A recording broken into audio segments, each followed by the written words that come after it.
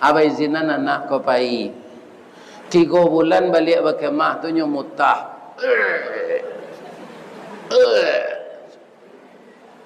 Iya kan? Diperiksa positif. Anak kau kelas 3 SMP.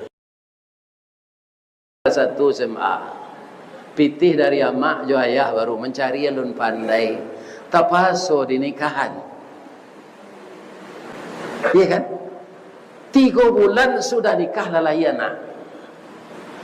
Padusi nyuagia nama Siska siap sebelum kawin.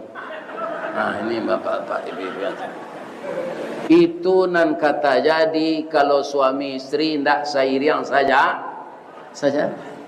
makonyo di Minangkabau petua ketua Elkam petua beliau si muncak mati tarambau kaladang membawa ladiang luko lah bau